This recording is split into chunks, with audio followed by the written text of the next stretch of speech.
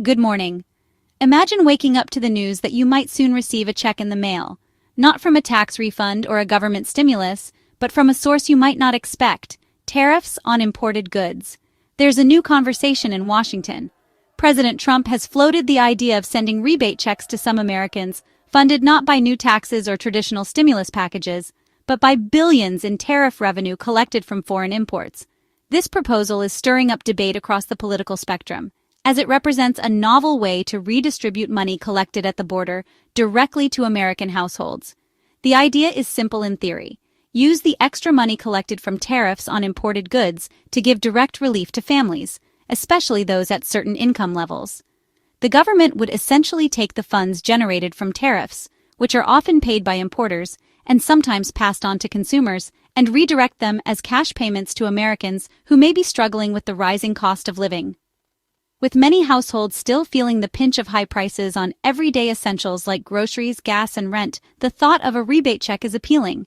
For families who are already stretching every dollar, even a modest check could help cover bills, pay down debt, or simply provide a little breathing room in a tight budget. But the details are far from clear, and the proposal raises big questions about its impact on the economy. How much money would actually be available for these checks? Would the benefits outweigh the potential downsides, such as higher prices on imported goods or disruptions to global trade? Economists are divided, with some warning that the plan could have unintended consequences for both consumers and businesses. Supporters see it as direct help for struggling families, a way to turn trade policy into tangible relief. They argue that if tariffs are already being collected, why not use that money to help those who need it most? On the other hand, critics worry about the risk of fueling inflation, increasing the national debt, or creating new economic distortions. Some fear that rebate checks could be a short-term fix that fails to address deeper issues in the economy. This debate also forces us to ask, what are tariffs really for? Are they meant to protect American industries and jobs, pay down government debt, or could they become a tool for funding public rebates? The answer may depend on your perspective and on how the government chooses to use the revenue. We're here to break down what's been said, what's still unknown, and what it could mean for your wallet. We'll look at who might qualify for these checks, how much they could be worth, and what trade-offs might come with this new approach to economic relief. Over the next few scenes, we'll walk you through the facts, the opinions, and the challenges of turning this idea into reality. Whether you're hopeful, skeptical, or just curious, stay with us as we explore the potential impact of tariff-funded rebate checks on American families and the broader economy. Let's dive in. Let's start with President Trump's comments. He recently suggested a little rebate for Americans, funded by the surge in tariff revenue, and hinted it would target certain income levels. But beyond that, details are scarce. We don't know how much the checks would be, who would qualify, or when, if ever, they'd arrive. The White House hasn't released a formal plan, leaving families with more questions than answers. Trump also mentioned using tariff money to pay down the national debt, creating uncertainty about how much would actually go to rebates. So, as of now, this is just an idea in the early discussion phase. The key questions, amount, eligibility, timing, and fiscal priorities, are all up in the air. For now, it's a wait-and-see situation. We'll be watching for any official announcements or policy proposals. Stay tuned as this story develops. Why is a rebate even possible? To answer that, we need to look at just how much money tariffs are generating for the U.S. government right now. Tariffs, which are essentially taxes on imported goods, have become a major source of revenue in recent years, far more than most people realize.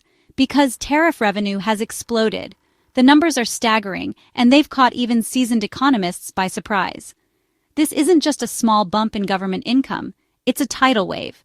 The U.S. government collected over $100 billion in tariffs in just the first half of 2025, a massive jump from previous years. This surge is largely due to new and expanded tariffs on a wide range of imported goods, from electronics to steel, and even everyday consumer products. In June alone, $27 billion came in, a 301% increase from last year. That's not just a record. It's a dramatic shift in how the government is funding itself, and it's happening at a pace few predicted. If this pace continues, annual tariff revenue could hit $300 billion. That's enough to rival some of the government's largest revenue streams, and it's raising big questions about what to do with all that extra cash. Normally, this money goes into the Treasury's general fund, paying for everything from defense to social security, infrastructure, education, and other essential government programs. It's a flexible pool of money that helps keep the country running. There's no law dictating how tariff money must be used, giving the President and Congress flexibility. This means they can decide year by year whether to use it for existing obligations or new initiatives. Trump's stated priority is debt reduction, but the sheer size of the revenue has sparked talk of rebates. With so much money coming in, some are asking if it's time to give a portion back to the American people. The debate now, use the windfall to pay down debt or carve out a portion for direct payments to Americans? Some argue that returning money to taxpayers could help offset higher prices caused by tariffs, while others believe reducing the national debt should remain the top priority. The answer will shape the next steps. It's a pivotal moment with policymakers weighing the long-term impact of each choice. For now, the government has a rare surplus from tariffs and big decisions to make. This kind of financial windfall doesn't come around often, and how it's handled could set a precedent for years to come. We'll see if that translates into money in your pocket. Will Americans see a direct benefit, or will the funds be used behind the scenes to shore up the nation's finances? Let's look at the arguments on both sides, and what this unprecedented tariff revenue could mean for you and the country as a whole. The debate is simple. Rebate checks for families or pay down the national debt. Supporters of rebates say direct payments offer immediate relief, helping families cover rising costs for essentials. They argue it's fair. Consumers pay higher prices due to tariffs, so they should get some money back. On the other side, fiscal hawks insist every dollar should go to reducing the $36 trillion national debt. They warn that giving out checks while borrowing more is irresponsible, especially after recent spending increases. It's a classic policy dilemma: short-term help for citizens or long-term financial stability for the country. The choice isn't easy, and both sides have strong arguments. Here's the big worry: inflation. Economists warn that sending out rebate checks could drive up prices, just like the pandemic stimulus payments did. More money in people's pockets means higher demand, which can push prices up if supply can't keep pace. Even a targeted rebate could reignite inflation, erasing much of the benefit for families. If a $500 check leads to higher monthly expenses, the gain disappears. The risk is a cycle of rising prices and wages, a scenario the Federal Reserve wants to avoid. A smaller, targeted program might limit inflation, but the risk remains. The administration must weigh the benefit of relief against the danger of making life more expensive for everyone. That's the heart of the economic debate. When you hear about tariffs in the news, you might wonder, where does all that tariff money actually come from? Who is really footing the bill when the U.S. government imposes tariffs on imported goods? Although tariffs are often described as taxes on foreign countries, the reality is a bit different. In practice, it's American importers, businesses that bring goods into the country, who are responsible for paying these tariffs directly to the government. Once these companies pay the tariff, they're faced with a tough decision. Should they absorb the extra costs themselves, which can cut into their profits? Or should they pass those costs along to their customers by raising prices on the products you buy every day? More often than not, those extra costs end up being passed down the line. That means when you go shopping, you might notice higher price tags on everything from electronics to groceries, all because of tariffs. Economists have a name for this phenomenon. They call tariffs a hidden consumption tax. It's a cost that's built right into the price of everyday goods, making it harder for consumers to see, but just as real as any other tax. Because of this, some experts argue that when the government offers a rebate to offset the impact of tariffs, it's really just returning money that consumers have already paid, helping to balance out the higher prices caused by these taxes.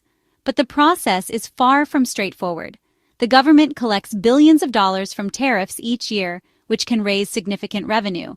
At the same time, these policies increase costs for American families, and now there's debate about whether giving some of that money back through rebates is the best solution. So, is this an effective way to help families, or is it just money moving in circles, taken from one pocket and put back in another? The debate continues among policymakers and economists. The answer isn't simple, but understanding who ultimately pays for tariffs and how policies like rebates might affect you, is crucial for making sense of the bigger economic picture. Next, let's break down how a rebate could actually work in practice and what it might mean for your wallet. If a rebate plan moves forward, it won't be easy. Congress would need to pass new legislation, debating the size, eligibility, and logistics of the program.